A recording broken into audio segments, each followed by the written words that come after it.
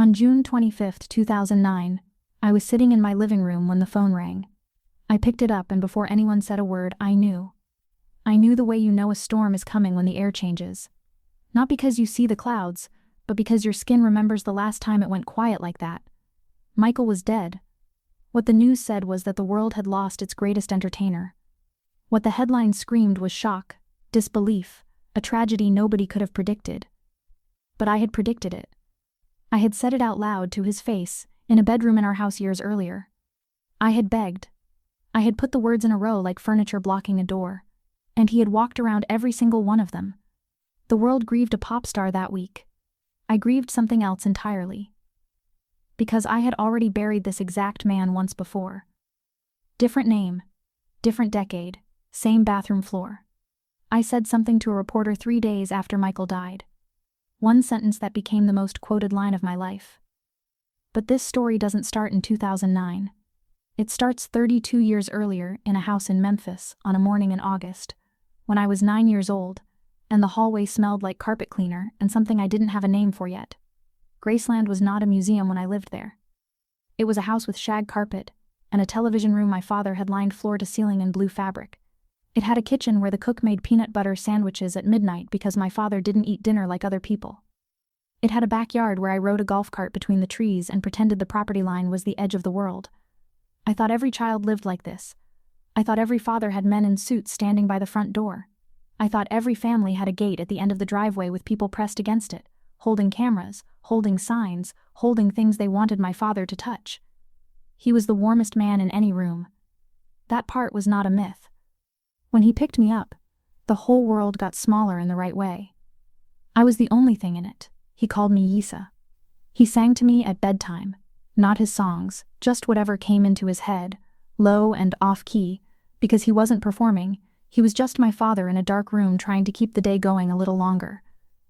But even at 7, I knew the house had a second rhythm. There were nights when the energy shifted. Someone would call the doctor. Not the regular doctor, a different one who came through the back entrance and carried a bag that made no sound. My grandmother's face would tighten in a way I didn't understand yet. And my father would disappear into his room, and the door would close, and the house would hold its breath. Some mornings he came downstairs and his eyes looked different. Not sad, not angry, just far away, like he was watching something none of us could see.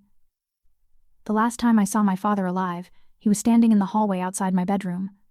It was August 15, 1977. I was supposed to be asleep. He caught me up past my bedtime and he smiled and told me to go back to bed. I don't remember what I said. I've tried to remember for 46 years. Whatever it was ordinary. The kind of thing a 9-year-old says when she doesn't know she's in the last scene. The next morning, someone came into my room and told me my father was sick.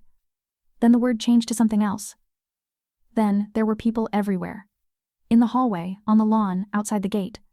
And the house that had always been so full of sound went completely, terrifyingly silent. Grief doesn't arrive. It moves in. It rearranges the furniture and never pays rent. I grew up after that in a world that belonged to a dead man. Every room I walked into, someone had an opinion about Elvis Presley. Every man I met measured himself against a ghost. Every magazine wanted to know how I was handling the legacy, as if legacy were a piece of luggage I could set down when my arms got tired. By the time I was 20, I had already been married and divorced. By 25, I had 2 children and a life that looked from the outside like a woman who had inherited everything. From the inside. And I was the only one inside. It was a house built on someone else's foundation, and every few years, the cracks showed in a different wall. Then I met Michael. It was 1992. I was living in Los Angeles and he called me. Not through a manager, not through an intermediary, he called the house. His voice on the phone was nothing like his voice on stage. Quiet, almost childlike, full of pauses. He asked about my father. He asked questions no one else had ever asked me, not about the legend, but about the man. What did his hands look like? What did he eat for breakfast? Did he read books in bed?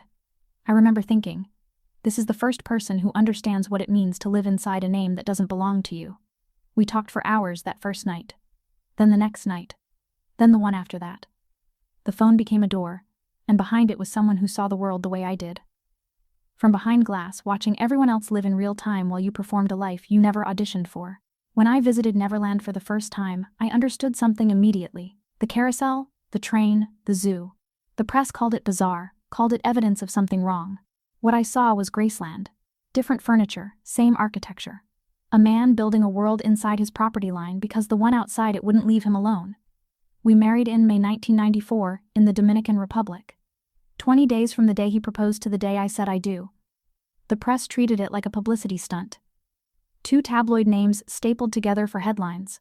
What they didn't see, because they weren't in the room, because they never are, was that he cried during the ceremony. Not for the cameras. There were no cameras. He cried because he had never been someone's first choice. And he told me that later, sitting on the edge of the bed, still in his suit. For a while, it worked. Not the way the world wanted it to work. The world wanted spectacle, and what we had was quieter than that. We watched movies on the floor. We drove through neighborhoods at night with the headlights off so no one would see the car. He wanted to be ordinary so badly it was almost physical. You could see it in his body when he was away from the stage, the way his shoulders dropped, the way he folded himself into a couch like he was trying to take up less space. But I was watching. I was always watching. Because I had been trained to watch. Not by anyone who taught me, but by the house in Memphis, by the mornings with the faraway eyes, by the door that closed and the silence that followed. I saw the pattern before anyone else because I had already lived inside it once. It started with the people around him. The ones who never said no. The ones who materialized when he was in pain and vanished when he was well. I recognized them instantly. The same men who had come through the back entrance of Graceland with bags that made no sound. Different names, different decades, same profession, same silence. Michael had pain.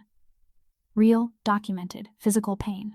His scalp, his back, the injuries that accumulated over decades of performing at a level no human body was built to sustain. I am not dismissing that. But what I saw was the distance between treating pain and something else entirely. And the people around him were not interested in that distinction. Because that distinction didn't pay. I said it to him directly. More than once. I told him what I had seen at Graceland. I told him what the silence sounded like after. I told him that the people in his house were not protecting him. They were maintaining him, the way you maintain a machine that makes money. He listened. He always listened. That was the cruelest part. He heard every word and agreed with most of them. He would nod. He would say I was right. And then the next morning the same people would be at the door, and the same door would close, and the same silence would fill the house like water rising in a basement. Loyalty without power is just a front row seat to the disaster. I tried to get help. Real help. The kind that involves doctors who say things nobody wants to hear. I made calls. I set up meetings. I put myself between him and the people I believed were killing him slowly. And for that, I became the enemy. Not his enemy, but theirs. The ones who profited from his pain wanted me gone, and they were better at this than I was, because they had been doing it longer and they had nothing to lose. The marriage ended in January 1996, less than 2 years after it began. The divorce was not dramatic. It was quiet, which was worse. The papers printed their version. She married him for fame. He married her for normalcy.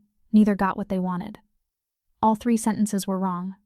What actually happened was that I reached the wall that every person reaches when they love someone who is being consumed.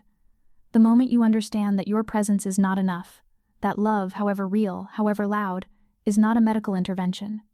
You can only stand there and watch, or you can leave and wait. I left. And I waited. For 13 years I waited. He called sometimes. I called sometimes. And in every conversation I was listening for the same thing. The distance in his voice, the slight delay that told me whether today was a good day or whether the door was closed again. In 2005, during his trial, I watched from a distance that felt surgical. The cameras showed a man in a suit walking into a courthouse. I saw someone else. The weight in his walk, the way his hands hung at his sides like they were too heavy. And I thought of my father walking through Graceland in 1976, the same walk, the same heaviness, the same crowd outside the gate who loved the name and had no idea what was happening to the man who carried it.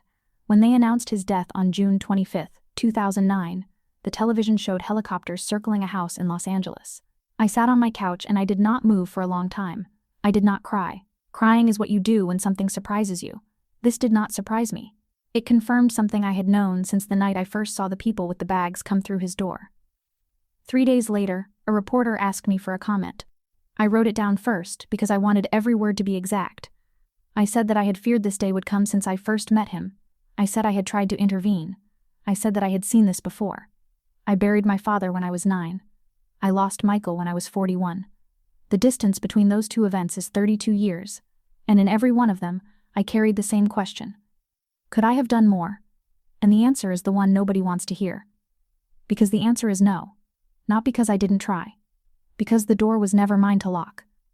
After Michael, the years moved in a way that felt less like living and more like accounting. I had my children. I had my music, which the world received with the same polite disinterest it reserves for anyone whose surname arrives before they do. I had Graceland, which I had saved from bankruptcy in the 1980s. A fact that rarely appeared in the profiles that introduced me as Elvis's daughter first and everything else second, if at all. But I was building. Quietly, without cameras, without press releases, without permission. I raised 4 children. I wrote songs that said the things I couldn't say in interviews.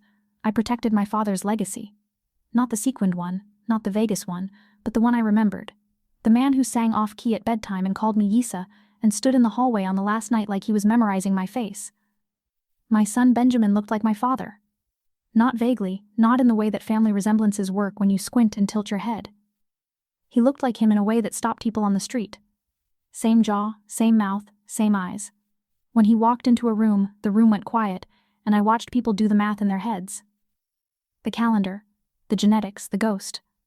Benjamin died in July 2020. He was 27 years old. He had once been the boy who ran through the halls of Graceland, the way I had, touching the same walls, sitting in the same blue television room, carrying the same last name into a world that would never let him set it down. I am not going to tell you what that was like. There are no words precise enough, and the ones that exist are too small. I will tell you only this. I sat in a room afterward, and the room was very quiet, and I thought about my father standing in the hallway in August 1977, and I thought about Michael sitting on the edge of the bed in his suit, and I understood something I had spent my entire life almost understanding. The pattern was not about substances. It was not about fame. It was not about money or access or the failure of the people who should have said no. The pattern was about a kind of loneliness that exists only inside a name that the world has claimed as its own. The loneliness of being loved by millions and known by none. My father had it. Michael had it.